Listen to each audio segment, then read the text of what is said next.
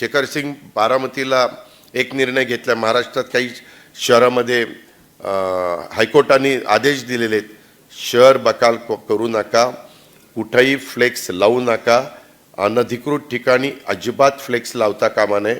आम्ही आता एक परिपत्रक काढलंय की असं जर कोणी लावलं बारामतीमध्ये अनधिकृत ठिकाणी तर ज्याचा मंडपवाले असतात ना त्यांच्याच ते काठ्यान बिठ्यान काय काय बांबू म्हणजे लावायला बांबू, दुसऱ्याला लावायला नाही, तिथं ते आपला बोर्ड उभा करण्याच्या करता, फ्लेक्स उभे करण्याच्या करता, तर ते ज्यांच्याकडनं आलंय त्याच्यावरही केस करायची, ज्याने लावलंय त्याच्यावरही केस करायची आणि बंदोबस्त करायचा.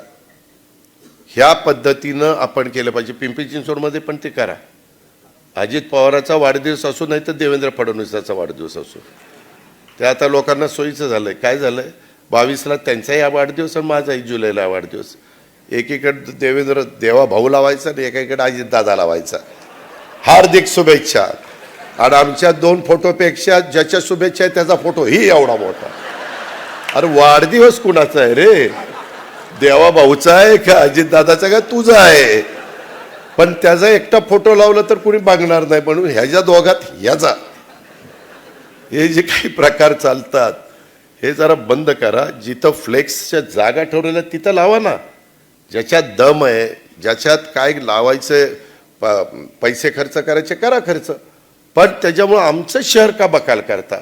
काय होतं, बोर्ड असे साईडला लावले समोरनं दिसलं नाही ना तर कधी कधी ॲक्सिडेंट होतात कारण नसताना, आणि एकदम अट्रॅक्टिव्ह बोर्ड दिसला तर एखादा 2 व्हीलर किंवा 4 व्हीलरवाला देखील गडबडतो आणि तिकडं बघत असताना ॲक्सिडेंट होतो. ह्या गोष्टी फार बारकाईनं, मी मुद्दाम नाही सांगत, मी समाजाच्या भल्याकरता सांगतो. काम करणाऱ्याकडे लोक बघतच असतात, लोकांना सांगावं लागत नाही.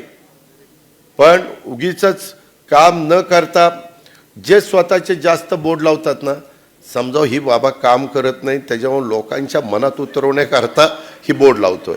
आणि जे कमी बोर्ड लावतात ते लोकांच्यात काम करत असतात, त्याला माहिती असतं अरे मी रात्री 12ला त्याच्याकरता धावून जातो, काय मला बोर्ड लावायचं कारण आहे, हे लक्षात घ्या. त्याच्यामुळे तुम्ही पण मतदार आता पुढं मतदान करणार आहे, ज्याचे बोर्ड जास्त त्याचं बटन दाबू नका.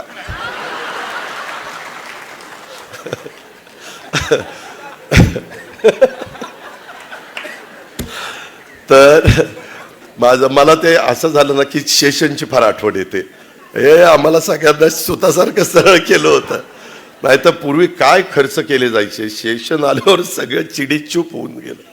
म्हणजे आपली लोक ऐकतात पण कठोर भूमिका घेतली गेली पाहिजे.